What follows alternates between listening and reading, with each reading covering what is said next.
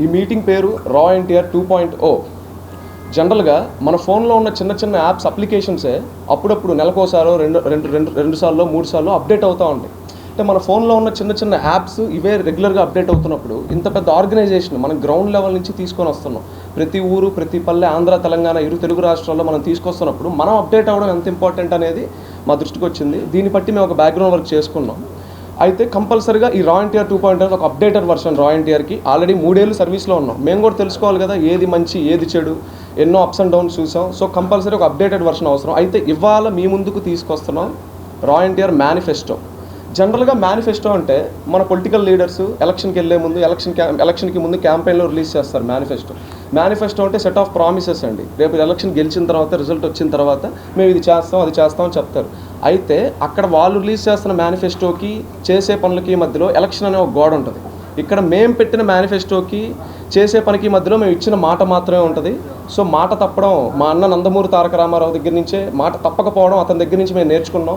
ఎందుకంటే ఒక చిన్న ఉదాహరణ చెప్తాను. ఎక్కడో సినిమా ఫంక్షన్లో ఒక 10 ఏళ్ల క్రితం కంటిన్యూస్ ఫ్లాప్స్ వస్తున్నాయి, ఇక నుంచి మీరు నా కాల్ ఎగరేసుకునేలా చేస్తాను జస్ట్ ఒక సినిమా గురించి అలా ప్రామిస్ చేసి 10 ఏళ్ళగా ఆ ప్రామిస్ని అలాగే నిలబెట్టుకున్న రామారావు గారి మాటకి ఎంత వాల్యూ ఉందో, ఇది ఇంకా పబ్లిక్ ప్లాట్ఫామ్, సోషల్ ప్లాట్ఫామ్, జనాల్లోకి వెళ్తున్నాం, మంచి చేయాలని చూస్తున్నాం అతని కోసం, అతను చెప్పిన మాట కోసం.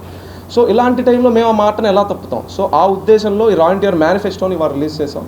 అందులో ముఖ్యంగా కరెక్ట్గా 5 పాయింట్స్ మాత్రమే వాటి మీద మేము తీసుకున్నాం. ఈ నెక్స్ట్ 5 years కూడా వాటి మీద వర్క్ చేస్తాం. మొదటిగా భావితరానికి బాట. భావితరం పిల్లలు నిన్నటి పిల్లలే ఇవాళ మనకి ఫ్యూచర్ అవుతారు, రేపు ఫ్యూచర్ అవుతారు. జనరల్గా ఇప్పుడు ప్రెసెంట్ మన సీఎం ఏపీ సీఎం జగన్ గారు అని అవనివ్వండి, మొన్నటిదాకా తెలంగాణ చేసిన కేసీఆర్ గారు అవనివ్వండి, ఇదివరకు చేసిన చంద్రబాబు నాయుడు గారు అవనివ్వండి, గవర్నమెంట్ స్కూల్స్కి, చిల్డ్రన్స్కి, పిల్లలకి చాలా చేశారు. అది మంచి క్వాలిటీ ఎడ్యుకేషన్ ఇచ్చారు, ఇంగ్లీష్ మీడియంగా మార్చారు, మధ్యాహ్నం పూట పౌష్టికాహారాలతో కూడిన ఫుడ్ పెట్టారు, అన్నీ చేశారు. ఎన్ని చేసినా పిల్లలకి మిస్ అయిపోతున్న కొన్ని చిన్న సెన్సిటివ్ ఐటమ్స్ ఉన్నాయి. వాటి మీద టార్గెట్ చేసాం. దీనికి ఒక టీమ్ని రెడీ చేసుకున్నాం. ఎంతవరకు తిరిగితే బాగుంటుంది, ఎంతవరకు చేస్తే బాగుంటుంది. పిల్లలు అనగానే సెన్సిటివ్ అండి. స్కూల్స్ అండ్ కాలేజెస్ ఎప్పుడు సెన్సిటివే. సో ఆ ఉద్దేశంలో ఇప్పుడు మనలో ఎంతమంది పెద్దవాళ్ళు శిక్ష చదువుకొని ఉంటాం మనకు కూడా తెలియదు. మన పాత తరం చదువుకొని ఉంటుంది, మన అమ్మగారు నాన్నగారు వయసు వాళ్ళు. సో ఇవాళ భావితరాలు ఏం చదువుకుంటున్నారు? ఫోన్ ఇచ్చేసి వదిలేస్తున్నారు. ఫోన్లో వాళ్ళు మంచి చూస్తే మంచి, చెత్త చూస్తే చెత్త. సో ఇప్పుడు మేము వాళ్ళందరికీ వెళ్ళి పెద్దవాళ్ళ శిక్ష చెప్తామని చెప్పట్లేదు. క్లారిటీ ఏంటంటే వాళ్ళు ఏం మిస్ అవుతున్నారో వాటి గురించి మేము సర్వే చేసాం. ఆల్రెడీ ఇరు రాష్ట్రాల గవర్నమెంట్ స్కూల్స్లో మేము సంవత్సరం క్రితం ఒక ఈవెంట్ మొదలు పెడితే స్కూల్స్ ప్రెమిసెస్లో మమ్మల్ని అక్కడ ఉన్న సభ్యులు, హెడ్ మాస్టర్స్ అవ్వనివ్వండి, టీచర్స్ అవ్వనివ్వండి, మమ్మల్ని రానివ్వలేదు. ఎందుకంటే మా పై హైరార్కీ ఒప్పుకోదు, గవర్నమెంట్ ఒప్పుకోదు. అంటే మేము రిమోట్లో ఉన్న స్కూల్స్నే టార్గెట్ చేసాం. అక్కడ ఏం ప్రాబ్లమ్స్ ఉన్నాయి, శానిటరీ ప్రాబ్లమ్స్ ఉన్నాయా, వాళ్ళకి యోగా అవేర్నెస్ ఇచ్చాం, జనరల్గా ఫిజికల్ అవేర్నెస్ ఇచ్చాం, పర్సనల్ అవేర్నెస్ ఇచ్చాం, ఇవన్నీ ఇచ్చాం. వీటన్నిటికి కూడా మమ్మల్ని అలౌ చేయాలి, చాలా స్ట్రగుల్స్ చూసాం. అయితే దీన్ని రివైజ్ చేసి ఇంకొంచెం కొత్త మోడ్యులేషన్ తీసుకొచ్చి జనాల్లోకి పంపించాలి, ఆ పిల్లలకి ఏదైనా చేయాలనే ఇదిలో ఫస్ట్ స్టెప్ అండి. నెక్స్ట్ 5 years దాని గురించి కూడా చేస్తాం తప్పకుండా. రెండోది యువతరానికి తోడు. కాలేజెస్, మనందరం కాలేజెస్లో ఎంతోమంది చదువుకొని వచ్చి బయటకు వచ్చిన వాళ్ళమే. నేను బీటెక్ చేసి వచ్చినాను. కాలేజెస్లో ఎక్కడ ప్రాబ్లమ్స్ ఉన్నాయో మనకు తెలుసు. కాలేజెస్ అంటే యాజమాన్యంలోనో లేకపోతే కాలేజ్ బృందంతో సమస్య కాదండి, అక్కడ ఉన్న స్టూడెంట్స్ మైండ్లో సమస్య. ఇది చాలా సెన్సిటివ్ టాపిక్. ఇప్పటివరకు దీన్ని గవర్నమెంట్ కూడా ముట్టుకోలేదు. దీని గురించి సపరేట్గా ఇది మొదలు పెట్టేటప్పుడు ఒక పెద్ద వేదిక మీద కాలేజ్ స్టూడెంట్స్ అందరి సమీక్షంలో ఇప్పుడు మనందరం ఆల్మోస్ట్ చిరంజీవి గారి సినిమా ఠాగూర్ చూసుంటాం. అందులో అతను ఏసీఎఫ్ అని ఒకటి పెడతారు, యాంటీ కరప్షన్ ఫోర్స్ అని. అది సినిమా అవ్వచ్చు, కానీ అతని ఫోర్స్ ఎలా అయితే ప్రతి చోట ప్రతి గవర్నమెంట్ ఆఫీస్లో అతనైతే ఎలా దాన్ని గ్రౌండ్ లెవెల్ నుంచి తీసుకొచ్చారో, మేము కూడా ఆంధ్ర, తెలంగాణ ప్రతి కాలేజ్లో దీన్ని తీసుకొస్తాం.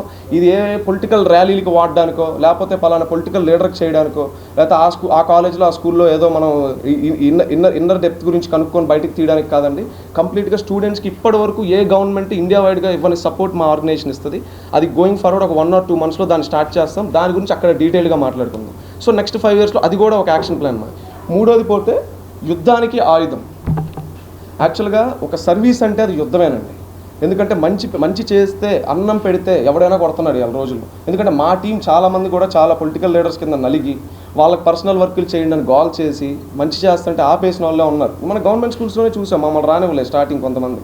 సో ప్రతి యుద్ధం ఉంటుంది, మేము చేసేది ప్రతి యుద్ధం. ఇంకోటి, మేము ఫండింగ్ జోలికి వెళ్ళాం.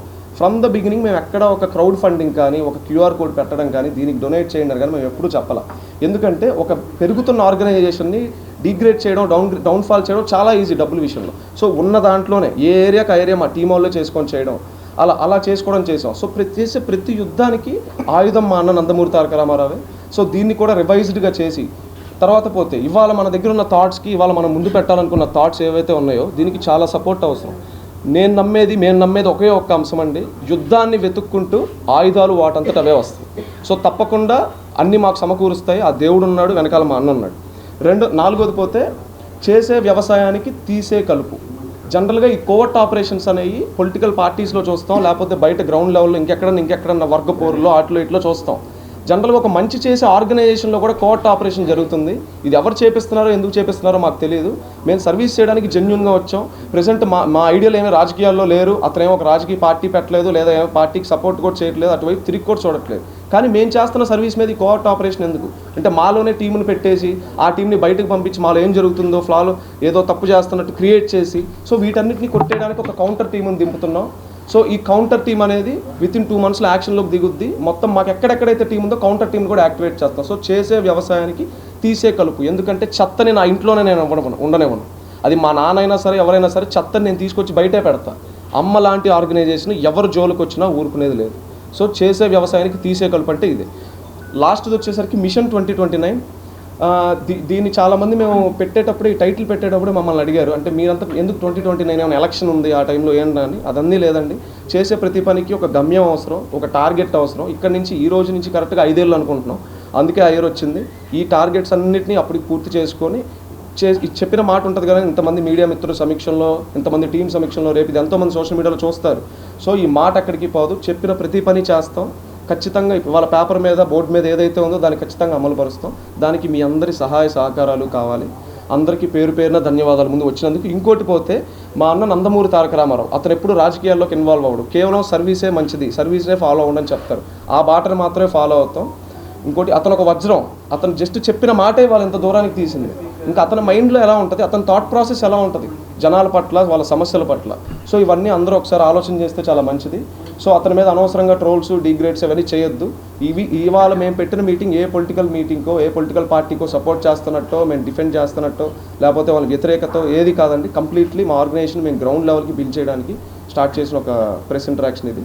గోయింగ్ ఫార్వర్డ్ ఇంకా వీటిలన్నింటినీ ముందుకు తీసుకెళ్తాం. ఇక్కడికి వచ్చిన మీడియా మిత్రులందరికీ పేరు పేరున ధన్యవాదాలు. Thank you everyone. జై NTR. To you for your presence, sir.